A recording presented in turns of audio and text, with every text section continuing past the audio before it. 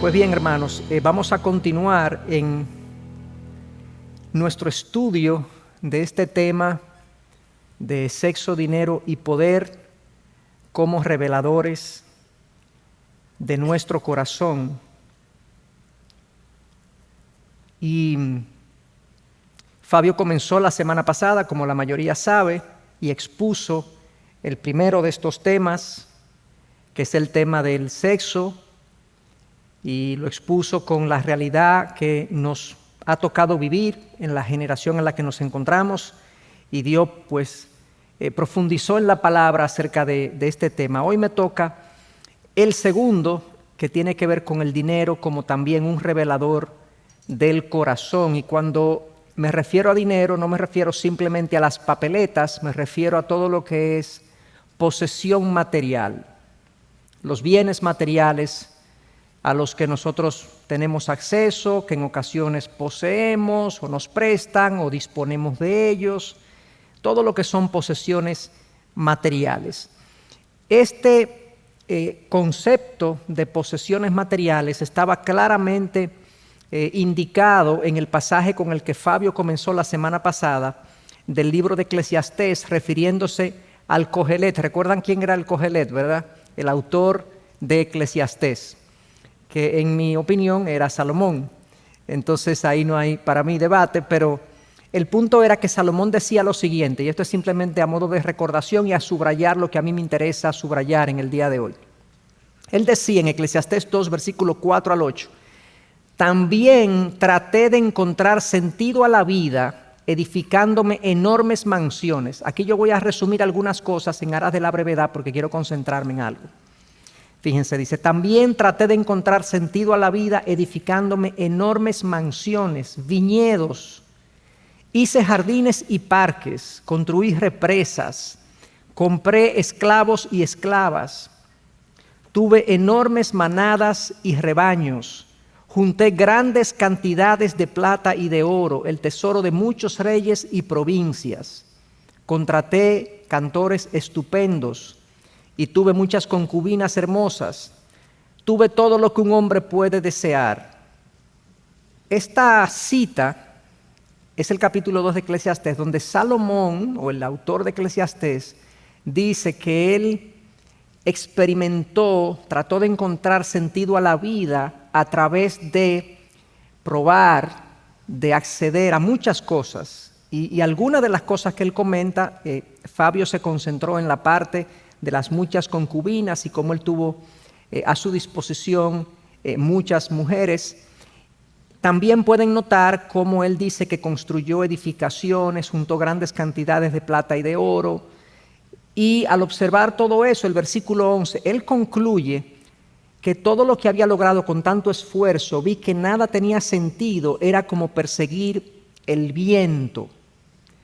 Perseguir el viento es una forma metafórica de decir esta carrera de acumular, de tener, de experimentar, de darme a los placeres, no tenía ningún destino ni propósito. Perseguir el viento es algo que no tiene ningún sentido, no sé en qué dirección voy, no sé cuál es el destino al que llego, porque el viento es invisible, el viento no lo puedo retener, y esa es la idea de perseguir el viento. Entonces todas sus búsquedas, todo lo que él exploró existencialmente hablando en su vida, le quedó la sensación o le dejó una sensación de despropósito, de vacío, de insatisfacción. Ese es el reporte clarísimo del autor de Eclesiastés, que tuvo acceso, dice él, a todo lo que un hombre, un ser humano puede desear. Y él nos está reportando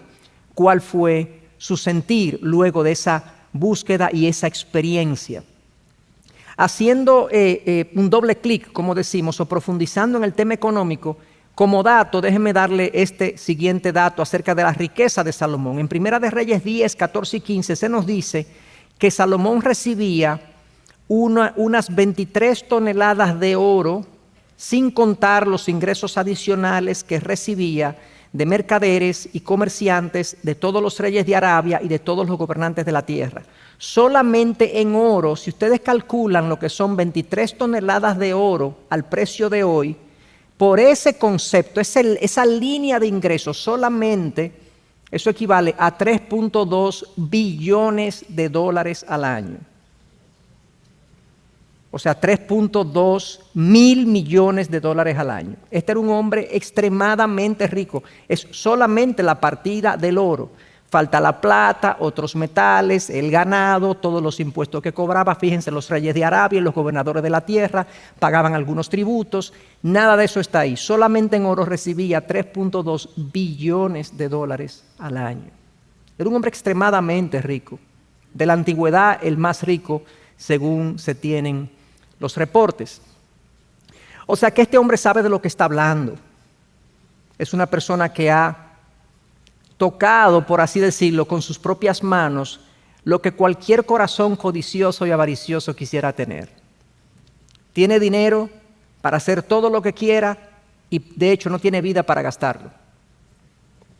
Ahora bien, dicho eso, entonces yo quiero que exploremos en la palabra lo que un autor muy conocido, de nombre Richard Foster, en un libro que él escribió que se llamaba Dinero, Sexo y Poder, denominó la cara sombría del dinero. La cara sombría del dinero, aunque hay una cara agradable del dinero también, pero yo quiero comenzar con esta cara sombría porque yo creo que es la cara que más necesitamos y mejor necesitamos conocer. Vuelvo y repito, esta cara sombría del dinero es la cara que más necesitamos y mejor necesitamos conocer.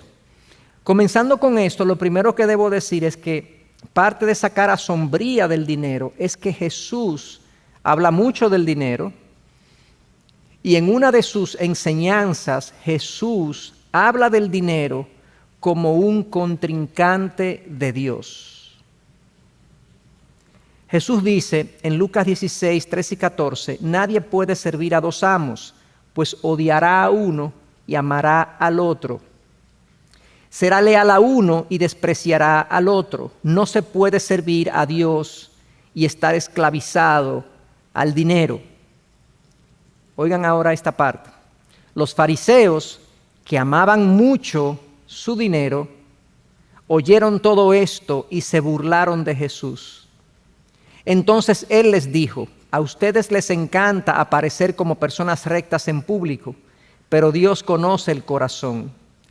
Lo que este mundo honra es detestable a los ojos de Dios. Bueno, fíjense la primera parte. Él habla del dinero como un amo, que es un contendiente, un contrincante del Dios verdadero. Y el contexto de esto son unos fariseos que están ahí, que se nos dice que amaban mucho su dinero. Cuando uno oye esa expresión, bueno, amaban mucho su dinero, wow, qué mal por ellos. La realidad es que si nosotros profundizamos en el corazón, muchos de nosotros vamos a descubrir afectos por las posesiones materiales que a veces no pensamos que están ahí. Y entonces Jesús dice que hay una competencia en el corazón entre estos dos amos, Dios y el dinero. En el original, él usa una expresión que es mamón, que hace alusión a eso, a una persona, por así decirlo. Él personifica el dinero como si fuera un amo de nuestras vidas. Y cuando uno lo piensa, ciertamente, cuando algo se constituye y se convierte en un amo de mi vida, eso me dicta a mí cómo yo me comporto. Cuando nosotros estamos, por ejemplo, ante un negocio y si hacemos algo indebido podemos ahorrarnos un dinero versus hacer lo correcto o gastar más dinero, Mamón me dice, dale, no te preocupes, eso todo el mundo lo hace, nadie lo va a saber. ¿Cuál es el problema? Tú serías un tonto si no lo haces. Esos son los dictados de Mamón y con frecuencia nosotros le hacemos caso. En otras ocasiones también se presenta una diferencia, un conflicto con alguien en torno a algo de dinero. La paz y la armonía y la reconciliación me recomiendan, deja eso así, sé manso, busca la unión, no la división. Pero Mamón me dice, imposible. Y tú te vas a dejar hacer eso. Y comienza a insistir en una trayectoria de celo, de competencia, de conflicto, de reclamo, que produce entonces un problema en la relación. Y esa competencia está constantemente entre nosotros. Eso se da incluso, estimados hermanos, dentro de los propios matrimonios. Hombre y mujer, esposo y esposa discutiendo por temas económicos. El esposo muchas veces no le comparte a la esposa lo que él gana, lo que él produce. A la mujer se le recomienda o a la esposa se le recomienda que siempre tenga un clavo guardado, un ahorro que el esposo no conozca, que no le dé participación a él en esa decisión. A veces se ponen de acuerdo de que este es mi dinero, aquel es tu dinero, porque Mamón le está diciendo a ambos, por su lado, ese es tu dinero. Ella puede ser tu esposa, pero ese es tu dinero. Y le dice a ella lo mismo. Entonces, cuando nosotros analizamos nuestras vidas y decimos, ¿quién es que realmente está gobernando mis decisiones económicas y mi relación con las posesiones? ¿Quién es que lo gobierna? ¿Lo gobierna la palabra de Dios? ¿Lo gobierna mi amor por Dios por encima de todas las cosas? ¿Mi relación con el dinero está supeditada a todo lo que la palabra de Dios dice? ¿O yo realmente estoy prestando atención a lo que el Dios dinero me está dictando, de que violente los impuestos, de que divida las cosas, de que reclame a mi esposa lo que ella me debe, etcétera, etcétera? Nos damos cuenta entonces por qué es que Cristo dice, hay una competencia entre el Dios dinero y el Dios verdadero. Porque es que nosotros pensamos también que así como el Dios verdadero me promete plenitud y satisfacción, mucha gente termina pensando que el Dios dinero le da plenitud y satisfacción. Así como Dios me promete provisión, así el Dios Mamón me promete provisión. Así como yo estoy tranquilo si confío en el Dios verdadero acerca de mi futuro, así muchas veces la gente se siente segura si tiene ciertas cuentas. Entonces, Mamón compite con Dios porque se parece a Dios en algunas cosas. La diferencia está en que las promesas del Dios verdadero son ciertas y las de Mamón son promesas, pero no necesariamente se cumplen. Pero yo le creo porque lo veo, porque veo que el mundo lo usa, porque veo cómo la gente lo idolatra, lo adora, lo sirve.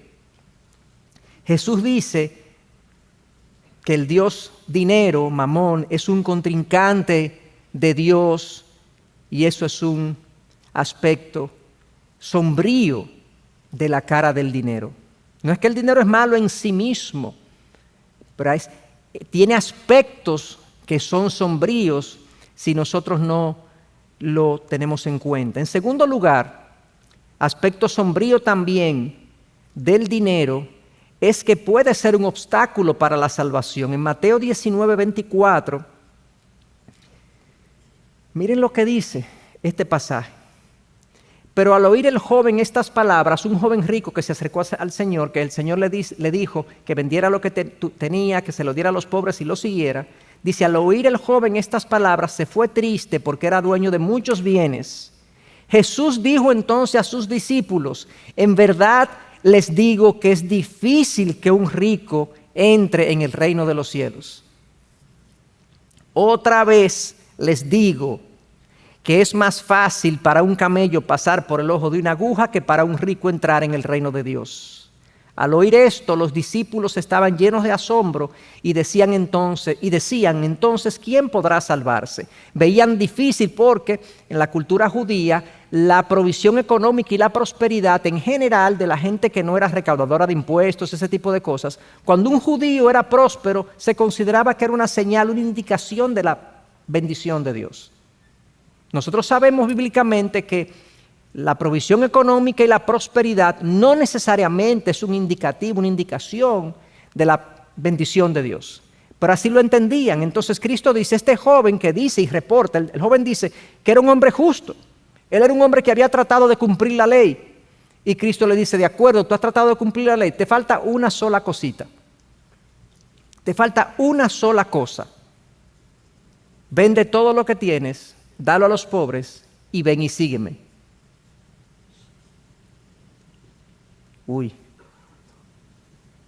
En el caso de él, eso no es un llamado para todo cristiano, pero Cristo sabía cuál era el problema del corazón de este joven. Este joven tenía al dinero, al dios Mamón, como su dios funcional en términos prácticos. Y no estuvo dispuesto a hacer lo que Cristo le dijo. Jesús le dijo, si tú me consideras a mí, Señor y Mesías, pues haz esto. Ahí inmediatamente indicó que él no estaba dispuesto a hacer eso. Y realmente, aunque el llamado del joven no es para todo creyente de vender todo lo que tenemos y darlo a los pobres, sí es el llamado a todo cristiano que la riqueza nunca puede estar por encima del amor a nuestro Dios. Aunque no todos estamos llamados a venderlo todo, todos estamos llamados a renunciar a todo. Y decir, Dios, tú eres supremo sobre mi vida. Tú eres supremo sobre mi vida. Y tus verdades y tus principios y tus mandatos en el ámbito del manejo de las posesiones van a estar por encima de las instrucciones y los mandatos que Mamón me da. Pero para muchos esto es un obstáculo a la salvación, increíblemente. O sea, lo que el texto está diciendo es que Cristo dice, es difícil para un rico salvarse. Dios lo puede hacer, de hecho, si seguimos leyendo, Cristo dice, lo que es imposible para los hombres es posible para Dios.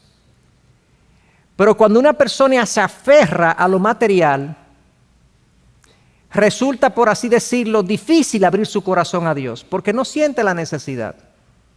Muchos de nosotros hemos tenido benditas pruebas a través de las cuales hemos venido a Dios. Dios usa muchas veces nuestra escasez, nuestra precariedad, nuestras dificultades para atraernos a Él. Pero el que vive en la bonanza, flotando en sus disfrutes carnales y personales, que no estoy diciendo que todo está mal, no.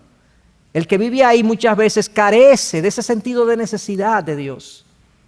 Y por eso Cristo dice, es difícil que un rico entre en el reino de Dios por este concepto. Y es que Y esto se da porque el dinero nos engaña. El dinero nos engaña y esto es parte de su cara sombría. Miren lo que pasa en la parábola del sembrador. En un terreno dice, y aquel en quien se sembró la semilla entre espinos, este es el que oye la palabra, se oye la palabra, pero las preocupaciones del mundo y el engaño de las riquezas ahogan la palabra y queda sin fruto. En la Nueva Traducción Viviente, en lugar de poner el engaño de las riquezas, ponen el atractivo de las riquezas, ahogan la palabra y queda sin fruto. Ese es el engaño de las riquezas, que parecen atractivas. Nos seducen a pensar que si las tenemos, no necesitamos nada. Y perseguirlas entonces se convierte en nuestra principal misión en la vida o en la principal misión de muchas personas. Fíjense cómo claramente aquí Cristo dice que una de las razones por la que hay gente que se va a condenar es porque la riqueza tuvo preponderancia en su corazón versus el Dios verdadero. Increíble. Ella nos hace pensar que llenan. Este es el engaño. Los que aman el dinero nunca tendrán suficiente. Qué absurdo es pensar que las riquezas traen verdadera felicidad. Miren qué claro está ese pasaje. Los que aman el dinero nunca tendrán suficiente. Qué absurdo es pensar que las riquezas traen verdadera felicidad. Eso fue lo que Salomón comprobó en su experimento existencial. Yo voy a acumular todo esto, todo este dinero, me di todo el lujo que quise, experimenté todo deseo que quise. Al final dice, esto es como correr tras el viento, he quedado vacío. Vanidad de vanidades, todo es vanidad, decía Salomón en el libro de Eclesiastés una y otra vez. Y a uno escucha esa expresión que la dice muchas veces, vanidad de vanidades, todo es vanidad. Y cuando uno lee eso, vanidad de vanidades, porque él lo dice de esa forma, en esa manera, ese es el superlativo. Lo que él está queriendo decir, esto es en extremo vanidoso, sin sentido, vacío. Yo no entiendo lo que este mundo da y ofrece. Y esa es la conclusión. Un autor que mucha gente conoce, filósofo francés, que no era cristiano, dijo lo siguiente con relación al dinero: no pienses que el dinero lo hace todo o acabarás haciéndolo todo por el dinero. No pienses que el dinero lo hace todo o acabarás haciéndolo todo por el dinero. Cuando tú piensas que el dinero satisface, llena, te da plenitud, te da valor, te pone en el círculo que tú quieres, cuando tú lo ves como un instrumento de plenitud en tu vida, eso se te enreda en los pies, por así decirlo. Arroja un lazo en tus pies y se te enreda. En la sociedad en la que vivimos, miren algunas estadísticas. Habiendo dicho todo eso, esto estamos hablando de la cara sombría del dinero. Esto es lo que la palabra y la Biblia enseña acerca del dinero. No estamos hablando que el dinero es malo en sí mismo, pero tiene aspectos y nuestra relación con él es altamente arriesgada. Tenemos que tener mucho cuidado en la manera como nos relacionamos y cómo lo vemos. Hay cosas que uno respeta. Yo, por ejemplo, respeto la corriente. Yo sé que si yo le pongo el dedo a un alambre con su goma, no me va a electrocutar, pero que se lo ponga a otro. Yo lo respeto. Eso se respeta y hay muchas otras cosas que se respetan. Una mujer que no es mía, se respeta. Absolutamente. A veces caigo en el ridículo de ser frío. Prefiero estar ahí. Porque eso es algo que puede electrocutar a uno. El dinero tiene una alta tensión. Debería haber un letrero en los bancos que diga peligro, alta tensión, que nos indique que relacionarse, vincularse y acercarse al dinero tiene riesgos, es peligroso y hay que saberse conducir. No es que no lo vamos a tener, no es que lo vamos a manejar, no, pero hay que ponerse guantes, hay que ponerse un casco, hay que entrar con cuidado. ¿Qué dice la sociedad acerca del dinero? Una encuesta de esta empresa encuestadora en el 2023 dijo que casi un 60% de los estadounidenses cree que el dinero puede comprar la felicidad.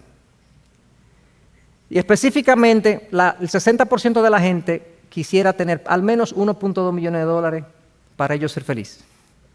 Hasta valor le pusieron, ¿verdad? Hay otra encuesta de Harris Insights en el 2024 que dice también que el 60% de los estadounidenses expresó su deseo, bueno, está muy parecido, ¿verdad? Expresó su deseo de convertirse en multimillonarios algún día, especialmente los millennials, o sea, los que tienen entre veintitantos y 44 años, como 26 a 44 años, cuando lo entrevistaron, un 73% quiere algún día ser multimillonario. Y esta última encuesta en el año 2025 dice que el 46%, o sea, casi la mitad de la generación Z, que nació entre el 97 y el 2012, elegirían estabilidad financiera sobre relaciones de pareja de largo plazo. Prefieren tranquilidad financiera que un buen matrimonio. Es una preferencia, es el valor de la sociedad. Y ahí ustedes tienen una idea de cómo la sociedad piensa en torno al dinero. Si estas ideas que son comunes y populares se corresponde con lo que la Biblia dice sobre el dinero. Y este autor, que yo lo he citado en otras ocasiones, pero no necesariamente todo el grupo aquí lo ha visto, esta cita, este autor español, psiquiatra, que escribió un libro que yo lo he leído varias veces, que se llama El hombre light, porque es una lectura secular, no cristiana de la sociedad, pero me sorprende. Miren lo que él dice acerca de esto. En este final de siglo, la enfermedad de Occidente es la de la abundancia. Tener todo lo material y haber reducido al mínimo lo espiritual. No importan ya los héroes, los personajes que se proponen como modelos carecen de ideales, son vidas conocidas por su nivel económico y social, pero rotas, sin atractivo, incapaces de echar a volar y de superarse a sí mismas. Gente repleta de todo, llena de cosas, pero sin brújula, que recorren su existencia consumiendo, entretenidos con cualquier asuntillo y pasándola bien, sin más pretensiones. Vidas insignificantes, pero llenas de bienes materiales y de posesiones. Vidas rotas en lo familiar, en lo personal, pero allá arriba, en la cúspide de, por así decirlo, de la cadena alimenticia de la economía. Y sorprende que este autor secular, no cristiano, tenga esa lectura de lo que ha pasado con nuestra sociedad. Y ese engaño, porque es un engaño que la riqueza hace, que Mamón hace y se vende y se mercadea muy bien. Poséeme, tenme, si me tienes y me posees, tendrás placeres a tu disposición, tendrás el prestigio, tendrás el respeto de la gente, porque ciertamente entonces nuestra sociedad acoge esta venta de Mamón y le atribuye valor a los que tienen dinero. Como que tú tener dinero te hace más persona. Y claramente la Biblia está opuesta a esa idea. Mi valor no depende de lo que tengo, sino de lo que soy. Y cada ser humano está creado a la imagen de Dios. Y aquellos que hemos conocido a Cristo como Señor y Salvador somos hijos amados del Dios del universo. Y eso nos otorga un valor preciado. Mi valía no está en lo que yo tengo, sino en la identidad que tengo en el Señor. Este engaño es sutil y Cristo nos advirtió que el engaño es sutil. Miren cómo Cristo lo dice ahora y habla de esta sutileza en este pasaje, Lucas 12:15. También les dijo, esto es Jesús hablando, también les dijo, estén atentos y cuídense de toda forma de avaricia. Porque aun cuando alguien tenga abundancia, su vida no consiste en sus bienes. Su vida no consiste en sus bienes. Lo importante de la vida no te lo da las posesiones. Lo realmente valioso en la vida, hermanos, no se compra. No se compra. Pero llama la atención la manera como Jesús decide instruir a los discípulos, y había una multitud ahí a la que él le estaba enseñando. Vino un hombre que estaba en la multitud y le dijo, Señor, dile a mi hermano que divida la herencia conmigo. Parece que había un pleito de familia producto de la herencia. Tan común, hace 2000 años lo mismo. Dile a mi hermano que divida la herencia conmigo. Y Jesús le dijo, ¿quién me ha puesto entre jueces entre ustedes? Y aprovecha, porque detectó avaricia, detectó amor por el dinero, detectó que a este individuo no le importaba tanto la relación familiar, sino la situación económica. Y aprovecha y dice, estén atentos y cuídense, porque esto es sutil en el corazón humano. En el original estos términos tienen que ver con levanten la guardia, levanten la guardia, porque puede venir un golpe que ustedes no estén viendo, y si no están con la guardia arriba, van a salir golpeados. Así es la avaricia, así es la codicia, así es el amor por el dinero. Se introduce sin darnos cuenta en el corazón y en nuestra mente. Compramos ideas materialistas, o más que las compramos, las aceptamos, y ellas nos mueven. A veces, de hecho, muchos de nosotros constantemente compramos cosas, accedemos a cosas que no necesitamos realmente, que es un puro impulso emocional nuestro. A veces compramos cosas ni siquiera porque fue iniciativa de nosotros, sino que vimos a otros consumir eso, vimos a otros ir a ese lugar y nosotros también queremos estar ahí, participar de esa experiencia. A veces nos sentimos como que estamos como compitiendo en la ropa, en los vehículos, en donde vivimos, en los viajes que hacemos, en los lugares a donde vamos a comer. La gente sigue como una estela todo lo que la sociedad está haciendo, pensando que eso es lo que yo necesito para sentirme bien o para ser exitoso. Y como ustedes saben, el éxito hoy en día, el éxito está básicamente definido por cómo te va económicamente. La mayoría de la gente asocia éxito con bienestar económico y prosperidad financiera. Nos encontramos un amigo que hace 20 años que no vemos, lo vemos que llega en un tremendo vehículo, lo vemos que está muy bien, nos cuenta que su empresa va muy bien, y no estoy pensando en ningún caso particular, pero son casos que yo sé que han ocurrido. Y cuéntame, ¿y tu familia? No, hace 3 años me divorcié de la esposa porque... ¿Y tus hijos? Bueno, lo veo cuando puedo. Luego nos encontramos a otra persona y le hablamos de fulano. Me encontré a fulano. Oye, bien que le está yendo. Muy bien que le está yendo. Nos referimos únicamente al aspecto económico como si fuera lo determinante en la vida de una persona. Hermanos, yo he sido influenciado por esa manera de ver las cosas, y a veces, a menos que no tenga una comunión con Dios y yo esté reflexionando en alguna de estas verdades, resbalo en esas ideas y pienso de la misma manera, y mis patrones de consumo comienzan más a parecerse a lo que el mundo hace que a lo que Dios quiere que yo haga, y mis ideas de qué marca compro, cómo me visto, comienzan a ser influenciadas por lo que el mundo está queriendo que uno haga y no lo que uno realmente necesita hacer. Y entonces el manejo de mis posesiones comienza a parecerse a lo que Mamón quiere y no a lo que Dios quiere. Y a veces ando con ciertas marcas y ando de ciertas maneras que hasta me da vergüenza andar con eso, pero ¿cuál es el problema? Etcétera, etcétera, hermanos. Este engaño es sutil. Tenemos que tener la guardia arriba, sabiendo que podemos caer en esto. Tim Keller decía que hace algunos años estaba desarrollando una serie de charlas de 7 partes sobre los 7 pecados capitales en una reunión de varones. Mi esposa Katy me dijo, estoy segura de que la semana que toques el tema de la codicia es cuando vendrán menos asistentes. Tenía razón, cuando hablamos de la lascivia, la ira e incluso el orgullo, la sala estaba a rebosar. Pero nadie se considera codicioso.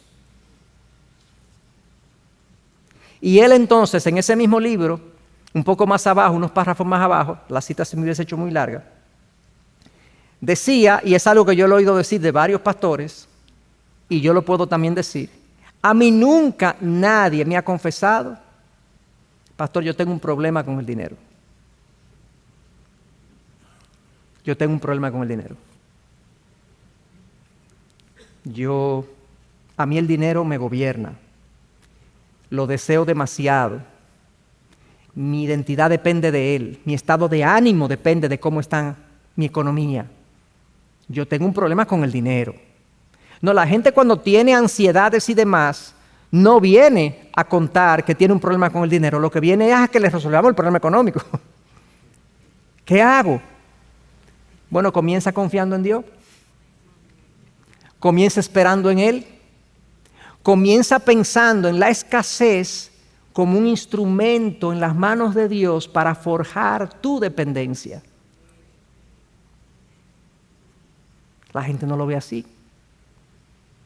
La gente ve su ansiedad y su preocupación en el ámbito económico como perfectamente normal, cuando la palabra me dice que por nada esté preocupado ni afanado.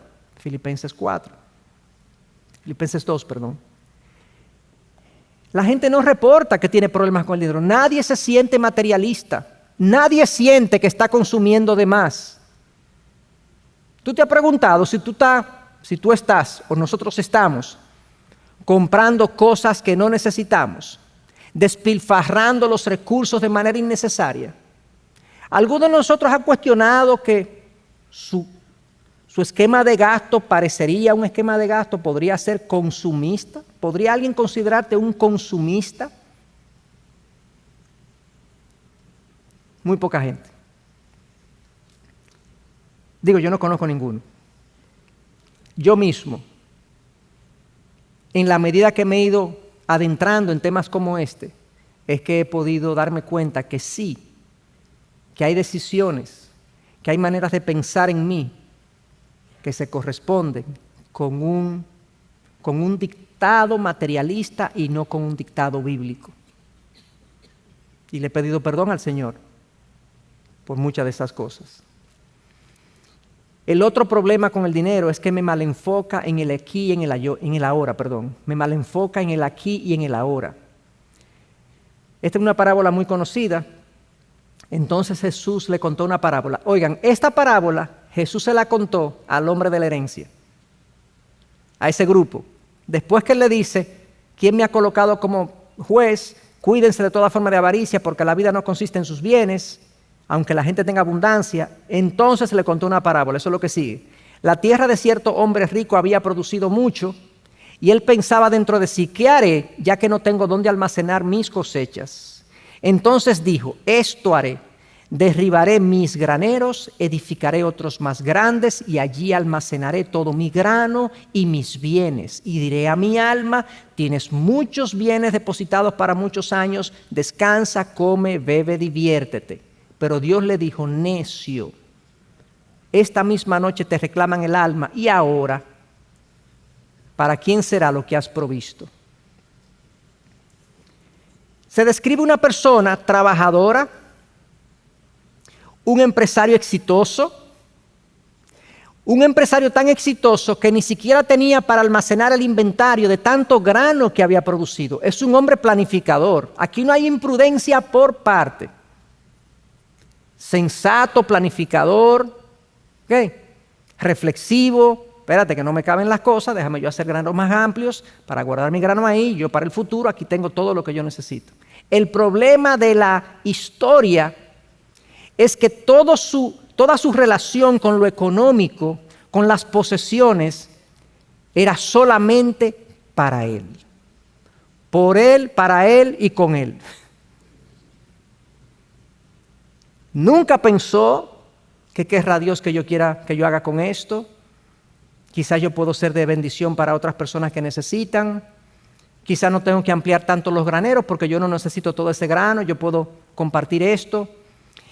La lectura es, o lo que se nos presenta en la historia, es un mis graneros, mi cosecha, mi futuro, mi, es un enfoque en mí.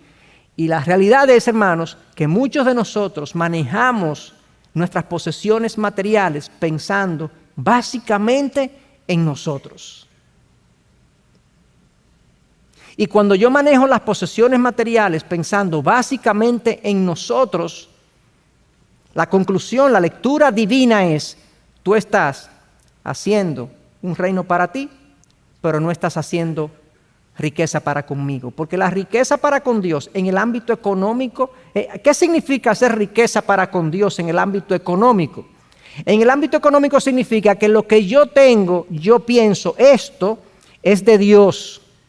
Y yo quiero hacer con esto no lo que yo quiero, aunque Dios puede poner en mí ideas y muchas de mis iniciativas pueden ser aprobadas por Dios, pero yo quiero que Dios sea glorificado con esto, que sus virtudes se vean a través de este manejo. Yo quiero bendecir a otros también, yo quiero abrir mis manos para que otros puedan ser bendecidos.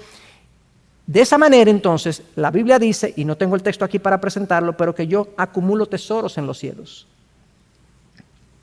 Pero este individuo no lo vio así. Y eso es un efecto de la cara sombría del dinero que me hace pensar en que todo debe ser para mí y yo me convierto en un agiotista, como dicen, en un acumulador. Acumulo más de lo que necesito. Otro aspecto sombrío de la cara del dinero es que los que anhelan riquezas caen. 1 Timoteo 6, 8 al 10. Y si tenemos con qué comer y con qué cubrirnos, con eso estaremos contentos. Claramente, fíjense el contexto de este pasaje. Aquí es que está el famoso pasaje de que amor al dinero es la raíz de todos los males. Pero miren lo que dice primero. Si tenemos con qué comer y con qué... Si tú tienes la necesidad básica cubierta, gracias al Señor. No quiere decir que no trabajes por más, no quiere decir que Dios no te va a dar más, no quiere decir que tiene que darlo todo a los pobres, no. Lo que Pablo está diciendo aquí es que tan básico como cubrirte y alimentarte, eso debería a ti tenerte satisfecho. Pero los que quieren enriquecerse caen en tentación y lazo, y en muchos deseos necios y dañosos que hunden a los hombres en la ruina y en la perdición. Porque la raíz de todos los males es el amor al dinero, por el cual, codiciándolo algunos, se extraviaron de la fe y se torturaron con muchos dolores. Antes de explicar algunas cosas de ese pasaje, primero debo decir que no significa que todos los males del mundo salen como resultado del amor al dinero, porque hay males que no salen producto de eso. Una ira desenfrenada dentro de un matrimonio en un determinado día no es producto del amor al dinero. Es una persona egocéntrica que no le importa lo que el otro siente y pues atropella a la otra persona. Pero lo que está diciendo este texto es que del dinero, del amor al dinero, sale prácticamente todo tipo de mal. Todo tipo de mal sale del amor al dinero. Y miren los términos que usa. Yo subrayé los términos que usa, los términos negativos que usa acerca del efecto del amor al dinero. Dice, tentación y lazo, deseos necios y dañosos que hunden, ruina, perdición, se extraviaron, se torturaron con muchos dolores. No sé cuántas palabras necesitamos nosotros para creerle a la Biblia que el amor al dinero nos calcome, nos desvía, nos daña y daña a nuestro alrededor. Es que cuando quiero tener más de lo que Dios quiere para mí y quiero enriquecerme por encima de las leyes, por encima de las relaciones, por encima de mi matrimonio, por encima de todo, y quiero dinero por encima de todo, aunque no lo digamos de esa manera, no, porque tampoco así, no, es así. Es así muchas veces, que queremos dinero por encima de todo. Nos metemos en este verso y en las verdades expuestas aquí y nuestra vida comienza a recibir las consecuencias de nuestro desvío. Tentaciones, lazos, daño, ruina, perdición, las relaciones se rompen, se afectan, la gente no quiere saber de mí, etcétera, etcétera. Esas son cosas, hermanos, que deben inquietarnos. Y no solamente eso, sino que mi relación con Dios incluso se peligra por mi relación con el dinero. Miren cómo este autor de Proverbios, este no es Salomón, es Agur, si mal no recuerdo, dice: 2 cosas te he pedido, no me las niegues antes de que muera. Aleja de mí la mentira y las palabras engañosas. Y miren esta segunda petición: no me des pobreza ni riqueza, dame a comer mi porción de pan. No sea que me sacie y te niegue y diga ¿quién es el Señor? O sea menesteroso y robe y profane el nombre del Señor. ¡Qué oración! Yo he leído esto muchas veces delante de varios grupos aquí y no me canso de admirar esta petición. Yo no conozco a alguien que ore de esa manera. No me des riqueza. No me des riqueza. ¡Wow! ¡Qué oración! Humanamente hablando, este es un loco. Esta persona está fuera de sí. No, porque no se puede ser tan radical tampoco. Las radicalidades a las que se nos atribuyen muchas veces. Pero él sabe que el dinero es un cable de alta tensión. Y miren lo que dice, versículo 9, no sea que me sacie, cuando tengo riqueza, me sacio y te niego. Me olvido de ti, te doy la espalda, ya no te necesito, ya no tengo que contar contigo, ya no te busco. Esa es una tentación que enfrentan los que mucho tienen. La autosuficiencia, ese sentido de que Dios es superfluo para nosotros y sus cosas comienzan a ser menos importantes para nosotros. Y obviamente la pobreza también tiene sus riesgos de querer actuar de manera incorrecta para yo conseguir lo que quiero. Dicho eso, entonces, hermanos, todas estas cosas que son propias de la cara sombría del dinero, John Piper concluye de la manera siguiente: me resulta extraño e impactante que a pesar de las advertencias de Jesús de que las riquezas dificultan que las personas entren al cielo, y de la advertencia de Pablo de que aquellos que desean ser ricos se hunden en la ruina y la destrucción, muchos cristianos siguen persiguiendo la riqueza. Es como si no le creyeran o pensaran que serán la excepción a la regla, o simplemente no piensan que la palabra de Dios podría significar lo que dice. Aquí no estamos diciendo que no debemos trabajar con excelencia y ser lo mejor que podamos en el ámbito en el que podamos serlo, pero el dinero no es lo que nos mueve. Y aquí hay una línea sutil.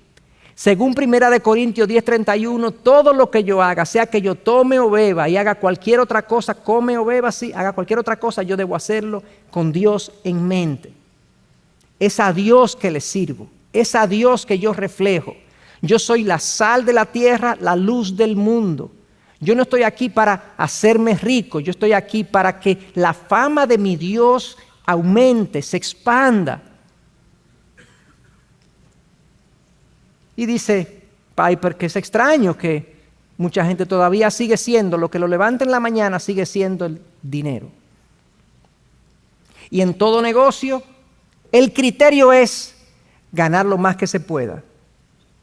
Pero hay otros criterios. Yo puedo tener un criterio de, no, yo quiero favorecer a esa persona. Yo le voy a descontar un valor porque yo no quiero ganar todo lo que pueda en cada negocio. Yo quiero también ser un hombre generoso y justo, etc. Entonces, fíjense lo que hemos visto de la cara sombría y ya nos vamos acercando a la conclusión de nuestra noche con otros aspectos. La cara sombría del dinero, hermanos. Bueno, primero, contiende con Dios. Ahí hay una repetición que no debería haber. Contiende con Dios, es un contrincante de Dios. Es un obstáculo para la salvación. Me engaña al hacerme creer que llena. Y su engaño es sutil. Me enfoca en el aquí y en el ahora. Anhelar riquezas me hace caer y hace peligrar mi relación con Dios. Por eso les digo, y les dije hace un momentito, que nuestra perspectiva del dinero, si es informada y captada desde la Biblia, nosotros tenemos que actuar con las posesiones con mucho cuidado. Porque su poder es fuerte, pero la sutileza es increíble en cómo captura nuestro afecto y nuestro amor y nuestra atención. Y sin darnos cuenta, estamos a su servicio. Hay una cita que se le atribuye a Martín Lutero, pero no hay realmente evidencias contundentes, pero no se sabe el autor, así que puse ahí atribuido a Martín Lutero, aunque no aparece en sus escritos. Decía esta persona, las personas atraviesan 3 conversiones: la conversión de la cabeza, la conversión del corazón y la conversión del bolsillo. Lamentablemente no siempre ocurren al mismo tiempo. Y yo agrego, se dice por ahí que la que último ocurre es la conversión del bolsillo. Y Santiago dice de otra manera que si el bolsillo no está convertido, no hay conversión alguna. Que si viene un hermano a ti necesitado y tú lo que le dices, ve con Dios, Dios te bendiga, teniendo tú con qué ayudarle, dice, esa fe es vana. Vana. O sea que el bolsillo que no se convierte indica un corazón que no se ha convertido. La persona que no comienza a tratar las riquezas de una manera distinta, teniendo a Cristo, pone en duda su propia relación con Cristo. Y no es eso lo que nos salva, pero eso es lo que indica que mis lealtades ya pasaron del reino de este mundo al reino del Dios verdadero a través de su Hijo Jesucristo. Si mis lealtades no cambian, ¿cómo yo puedo decir que he cambiado realmente en mi interior y que he nacido de nuevo? El dinero y mi relación con él es un preciso indicador de la calidad de mi fe y de mi relación con Dios. ¿Cómo estamos, hermanos? ¿Cómo estamos? Reflexionen alguna de estas preguntas. ¿Es frecuente que pienses en el dinero que tienes o que deseas tener? Calculando constantemente cuánto tengo, cuánto deseo, cuánto quiero. ¿Son tus finanzas una fuente frecuente de ansiedad? ¿Sientes vergüenza u orgullo, debería decir ahí, u orgullo por tu condición económica? Vergüenza si estás en escasez y orgullo si estás en bonanza. O sea, eso te da identidad y te sumes en la vergüenza cuando no tienes lo que quisieras y te inflas con orgullo cuando tienes más que el promedio. Eso indica una identidad frágil, una identidad materialista. Ni uno ni otro es nada. El dinero no define a nadie. En el mundo sí, pero para Dios no. ¿Te comparas económicamente con otros? ¿Tienes celos o resentimientos por lo que otros tienen? ¿Te quejas con frecuencia por tu situación económica? Todas estas son indicaciones que deberían llevarnos a nosotros a decir, bueno, ¿cómo estoy yo pensando con relación al dinero y a las posesiones? ¿Has podido detectar la bondad de Dios en la escasez? En algún momento de escasez que tú hayas experimentado, aquellos que lo han experimentado, ¿has podido saborear bondad de Dios aún en la escasez, enseñándote a depender de Él, proveyendo de manera oportuna aún en tu escasez?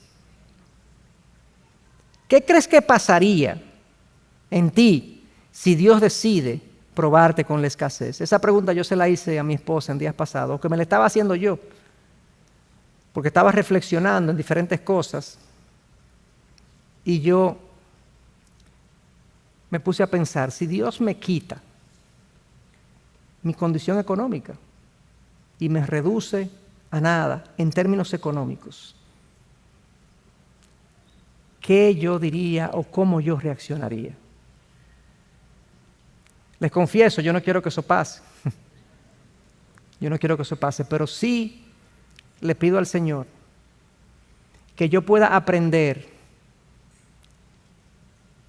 la verdad de que Él es mi fuente de plenitud y provisión sin yo tener que pasar por esa prueba. Pero a veces cuando nuestros corazones se resisten a aprender ciertas verdades espirituales como esa, de que Él es la fuente de plenitud y provisión en todo momento, entonces la prueba tiene que venir. No porque Dios nos castiga, pero porque Dios nos forma. Y un corazón que no depende de lo económico para estar gozoso es un corazón libre. Y Dios nos quiere en libertad a nosotros. Si mi gozo y mi plenitud va a depender de lo que yo tengo o no tengo, yo soy un esclavo del dinero. En este momento, ¿cómo está tu nivel de gratitud? Cuando tomas decisiones importantes, ¿priorizas el dinero o la ganancia sobre los principios y valores? ¿Qué tan dispuesto estás a dar generosamente, sin esperar nada a cambio y con gozo? Son preguntas para que nosotros reflexionemos. Para terminar, me dan unos minutos más, por favor. Conquistando la cara sombría del dinero. Entonces, ¿qué hacemos? Porque parecería que tenemos un enemigo fuerte contra el que no podemos pelear. Es como que somos nosotros peso mediano y tenemos un peso pesado delante de nosotros y no podemos golpearlo porque el dinero es demasiado poderoso. No, la palabra tiene los mecanismos para hacernos fuertes a nosotros. Lo primero, hermanos, es sumérgete en conocer a tu Dios. Filipenses 3, dice Pablo, así es, todo lo demás no vale nada cuando se le compara con el infinito valor de conocer a Cristo Jesús, mi Señor. Por amor a Él he desechado todo lo demás y lo considero basura a fin de ganar a Cristo y llegar a ser uno con Él. Hermanos, tenemos 2 domingos repasando y estudiando el Salmo 119 en sus primeros versos, haciendo énfasis en la necesidad que nosotros tenemos de nutrirnos de la palabra.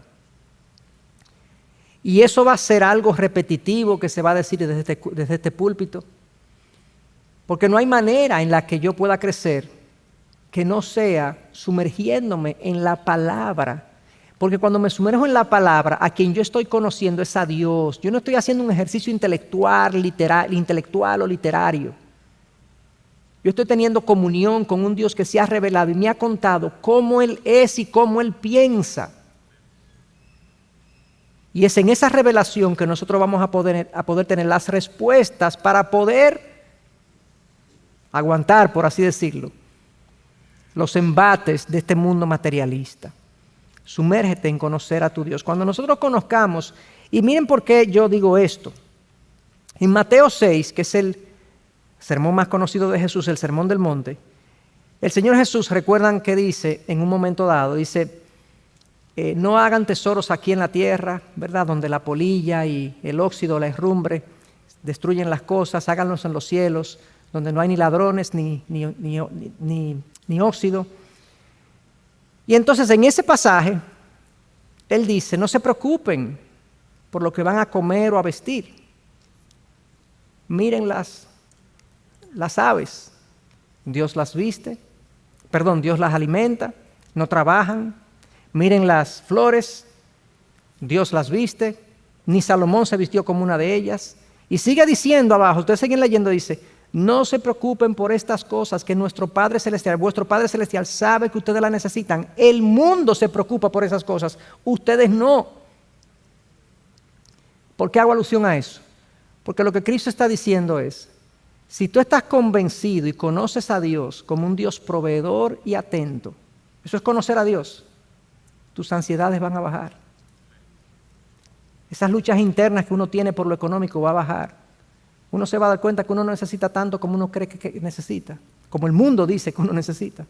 Entonces, sumérgete en conocer a tu Dios. Número 2, esto es parte del primer punto, pero es un segundo punto. Cree lo que la palabra de Dios dice del dinero. Cree esto. Es cierto lo que dice del dinero, que no llena, que no satisface, que es peligroso. Todo eso es cierto. Si yo no lo creo, yo no voy a vivir según eso. Por tanto, cualquiera que oye estas palabras mías y las pone en práctica será semejante a un hombre sabio que edificó su casa sobre la roca. Cayó la lluvia, vinieron los torrentes, soplaron los vientos y azotaron aquella casa, pero no se cayó porque había sido fundada sobre la roca. Las rocas son las palabras de Cristo, las palabras de Dios. La palabra de Dios en torno al dinero tiene que darle forma a mi relación con lo material. No el mundo, no lo que la gente piensa, no lo que otros me dicen, sino lo que la palabra de Dios dice en torno a lo material. Número 3, renuncia al dinero en tu interior. Dice Pablo, hay dolor en nuestro corazón, pero siempre tenemos alegría. Somos pobres, pero damos riquezas espirituales a otros. No poseemos nada y sin embargo lo poseemos todo. Yo no sé cómo leerlo eso, porque al final es como, pudiéramos ponerle una entonación. y decir, no poseemos nada, pero lo tenemos todo. Podemos entonarlo de esa manera. Ese era Pablo. Yo creo que nosotros debemos tener esta estampa en todo lo que hacemos y tenemos, la estampa del mayordomo, dado por Dios, poseído por Dios para ser usado en los propósitos de Dios. Todo lo que nosotros tenemos, tu carro, tu casa, tu cuenta, tu negocio, tu ropa, todo lo que tú tienes es dado por Dios, lo cual genera gratitud. Poseído por Dios, lo cual genera un desprendimiento de lo que tú tienes, y si se pierde porque eso es de Dios, y para ser usado en los propósitos de Dios, lo cual enfoca. ¿Para qué tú vas a usar eso? Algunos han escuchado esta historia de Wesley, que estaba predicando y le dicen que su casa se estaba quemando. Él termina de predicar y sale corriendo para ver su casa, y dice que cuando supo que su casa había sido destruida por el fuego, exclamó: la casa del Señor ardió, una responsabilidad de menos para mí. ¡Qué libertad! ¡Qué libertad! Yo he confesado que hace años yo tenía una idolatría por los vehículos, y cualquier cosa que le pasaba a un vehículo a mí me atribulaba muchísimo. Y entonces pasaron varias cosas con diversos vehículos, ¿verdad? El Señor enseñándome. Y qué libertad ya uno vive. Hubo un día que me chocaron 2 veces, cositas, ¿verdad? Cositas, fueron cositas que pasaron. El Señor es todavía misericordioso conmigo. Pero ya no me atribula de esa manera. En días pasados, Charol estaba entrando en un negocio, en un consultorio, y rozó la guagua en 2 puntos. Y me dijo: mira, ay, perdóname. Está bien, no te preocupes. Hermanos, lo otro que tenemos que hacer es cultivar diligentemente la gratitud. Y antes de leer eso, espérense. Ojo, los hijos que están aquí, no quiero que se sientan aludidos. Yo estoy citando el autor. Pero todos somos hijos, ¿verdad? Y él hace una referencia a los hijos que no quiero que haya sensibilidades u ofensas. Dice: disfrutamos de la cara agradable del dinero, aprendiendo a cultivar un espíritu de acción de gracias. Digo aprendiendo a cultivar porque parece que la acción de gracias no es algo natural para los seres humanos. Cualquiera que tenga hijos no precisa más detalles al respecto. Sin embargo, necesitamos formas de ayudarnos mutuamente a crecer en gratitud. Y él dice, y no lo cito, sino que escuchen esto: a menudo pasamos por alto la generosa provisión de Dios, el aire, el sol, la lluvia, los magníficos colores que deleitan nuestra vista, las muchas amistades que nos enriquecen la vida. Los mismos ritmos de la naturaleza son dones bondadosos del Creador. Podemos aprender a despertarnos por la mañana y regocijarnos por el milagro del sueño. Cualquiera que padezca insomnio sabe el don tan grande que supone dormir. Podemos darle gracias a Dios por el dolor, porque el que no experimenta dolor tiende a morir, porque el dolor es la alarma del cuerpo de que algo está mal.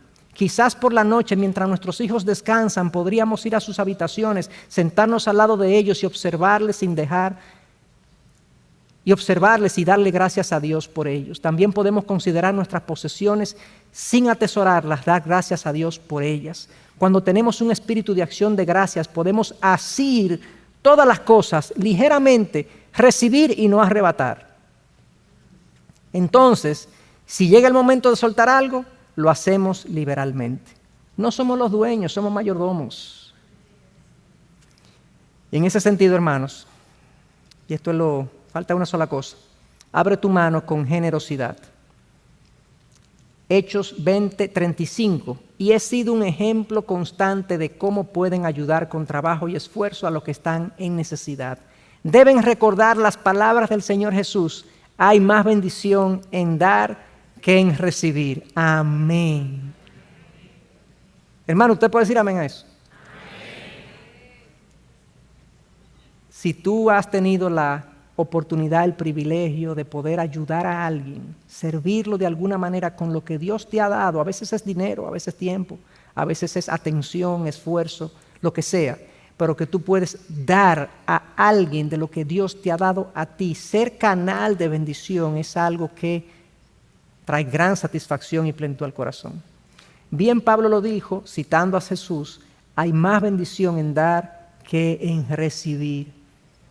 Me encanta la frase que dice: yo quisiera que al final de mi vida yo haya dejado más que lo que me llevo. Ojalá que podamos vivir como con esa consigna. Trata en tu matrimonio de dar más de lo que tú demandas. Trata con tus hijos de dar más de lo que tú esperas. Lo increíble es que mientras más tú das, más recibes.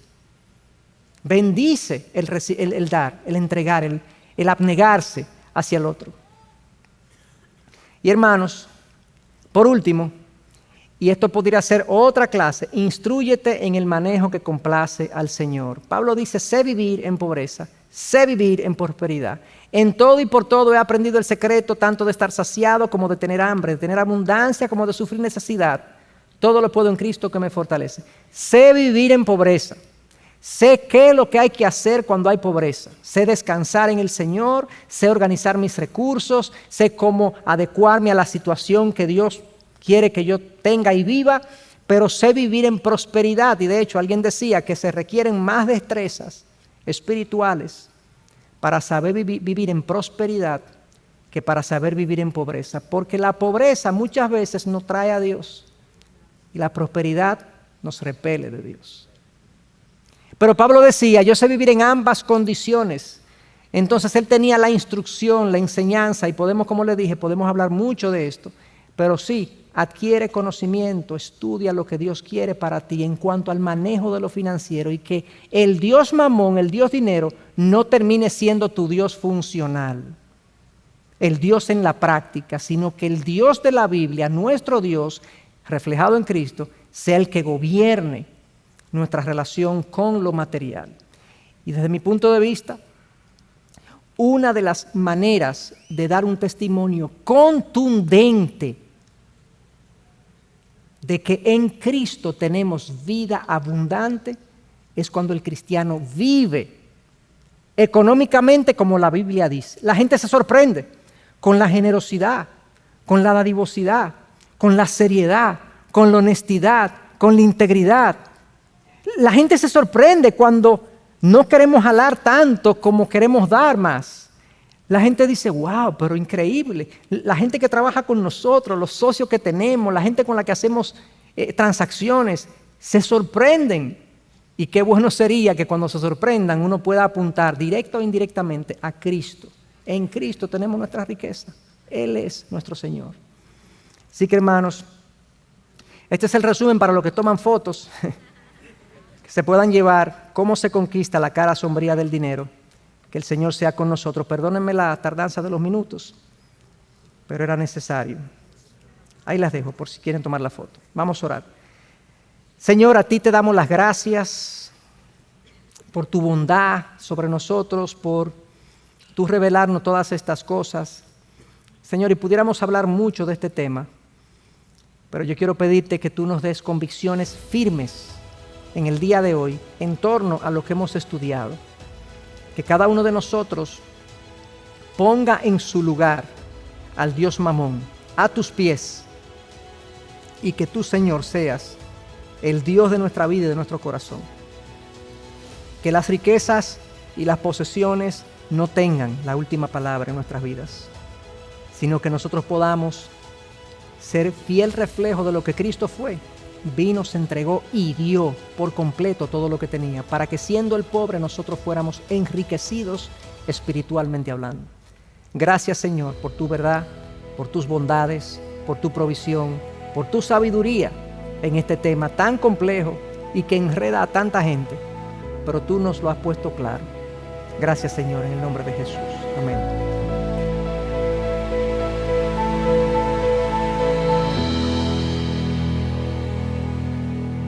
Gracias por acceder a este recurso. Espero que haya sido de gran bendición para tu vida.